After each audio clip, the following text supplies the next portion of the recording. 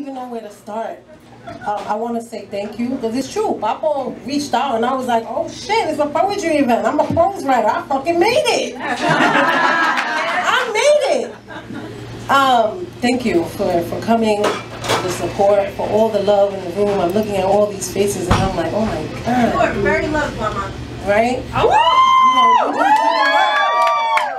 You just do the work. You don't think about how your work is affecting people. You just do the work. I grind, because that's what you do, right?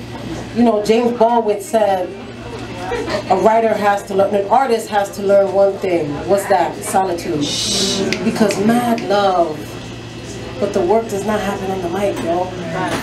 The work happens in solitude. I spent my entire summer. My partner will tell you, that's my baby right there. Go, Capicu. I went under. Even she would call me and be like, yo, I can't talk to you, I'm ready. You know, I went under and I just worked. And I finished half of the dim capacity for Wings. And that's my memoir that I have been grinding 10 fucking years for.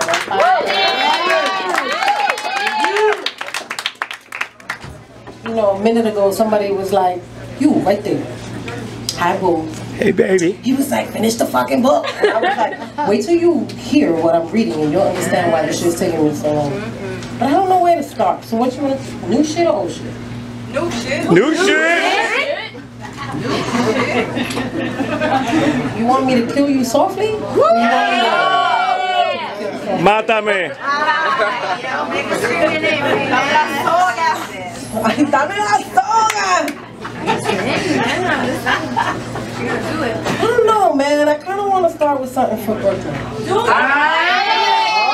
I'm home, man. To be reading at home is a whole different beast. Yo, Bushwick is right there. Stomping grounds, man. That's where I became. That was where the plum tree was. That's where I became a fucking writer. I didn't learn it at Columbia University. I didn't learn it in boarding school. I learned it in Bushwick, Brooklyn. How to be a writer. I say I'm from Brooklyn like there's a grenade exploding from my mouth. I walk different after saying it. My step is a little harder. My shoulder is more square. My nose held higher in the air. It's a momentary self-assuredness that follows me for a spell. I feel it rising to my jaw when I approach across the water as I'm crossing the Williamsburg Bridge, because I'm in the beat. Or when the trains close their doors on First Avenue and the L train snakes under the East River. The thing is, the Brooklyn I'm from isn't the Brooklyn of today. It's that funky Brooklyn that I keep in my back pocket in case somebody tries it, because you do not want to funk with a woman from Bushwick. My Brooklyn is the Brooklyn of the Domino Sugar Factory and rubble and crack. Nostalgia can be a confusing thing. It isn't always for the neat and the pristine. It's sometimes a longing for something that you know wasn't always pretty, because let's be real, it wasn't always pretty, but it was always hope. Yes. Right? When people speak of the old Brooklyn, when they refer to it in articles and essays, because everybody want to write a fucking essay. I know, because I write essays. The Brooklyn before the organic markets and food co-ops, before there was a trash can on every corner, and community gardens. They talk about it like it was all bad, like all there was poverty and crack and single moms. Because you know, you're a single mom, you're the bane of the existence, right? Fuck that. Violence and high school dropouts. That's all there was in Brooklyn. That's what they say. So when people talk about gentrification, like it's something that saved the neighborhood, that saved my people, that saved us, it's real reminiscence of the defense of colonization and the idea that the white man came to the New World to civilize the savages. There's something insidious about that mindset. It's called Columbusing. When I think of Brooklyn, the first word that comes to mind is home. Brooklyn will always be home. But my home isn't today's Brooklyn. Those quaint cafes and those yoga studios, they were not built for us. They were not built for us. My Brooklyn is not the Brooklyn where a townhouse just went in the market $40 million. And people are scurrying to buy that shit. Like scurrying to buy it, and then you go around the corner and you know, you could get a bag for $10. And I'm not talking about weed. That is so problematic. White people. There's some, right? White people. Not even white people, white people. There's something about losing your home, though, that's particularly grating. Humans, we have a natural pull I know you like trying to look at me right now. People like this. Humans, we have a natural pull to where we're from. It's like an umbilical cord, right? That keeps us to a maternal figure, to a patria. Yes. Something greater than ourselves. Yes. A place where we felt safe and we felt welcome, where we could be our full selves, you know, all fierce and ugly and rotten and gorgeous and beautiful with all our shit. To have that taken away and to be made to feel like strangers in our own land is jarring and it's fucking painful.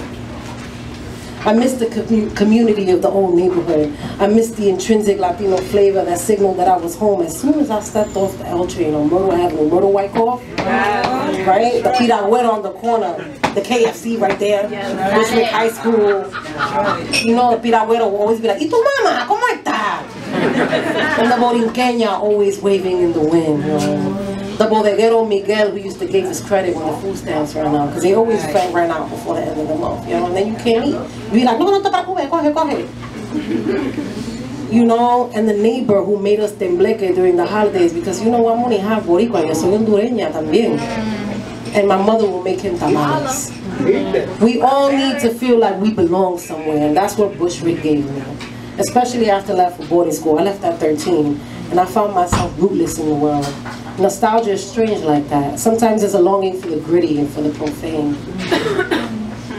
I read on Twitter recently that Tayari Jones has a tiny jar containing spoonfuls of earth from Lorain, Ohio. Who's from Lorain, Ohio? Toni Morris. Yes! Yes. She said, I love your cackle, yo. I love it. That's how much she loves Toni Morrison. In my heart of hearts, I wish that I could have some earth from Bushwick, though. Like 1980s Bushwick. You know, from the junkyard next door, 383 Palmetto Street, that backyard where I learned to climb up that plum tree. That's where I became a writer. In those connected yards was where I started telling myself stories. These are the roots to this writing life that I've created for myself, that you all have been witness to, and you've all worked with it. People who have worked with me. I have a student here that I taught 9 years ago, man. Amen. That's ill. And she's doing what the fuck she said she was gonna do. Yeah. Amen. In that junkyard among the debris and the feral cats that nested beneath all that rubble, that's where I started telling myself stories, and I started imagining a different life. I imagined myself the female Indiana Jones, and then I was a dancer like Leroy and Coco and Fame. Right, I'm older than I look. If I could, right? My partner's like, if I could, yes you are. If I could, I'd have a tiny jar containing spoonfuls of that soil, right? It doesn't exist anymore. The soil from back then, the soil that fed mommy's garden those 2 years that she planted tomatoes and peppers and eggplant before she brought the plants inside, because there she could protect them, outside she couldn't. That soil didn't need any saving. That soil is what did the saving. That soil is what molded and saved this girl who is now reading this essay, right? Right now. In fucking Williamsburg. That's ill. That's crazy. Yeah. The other day at a reading, well, it's not the other day anymore, that's when I wrote this essay, an audience member asked me, where are you from and how does that shape your work?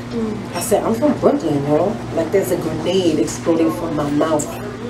I survived boarding school and Columbia University, and all those people that said that I couldn't and I shouldn't because I'm brown and I'm a woman and I'm poor. I survived all that shit because I'm from Brooklyn.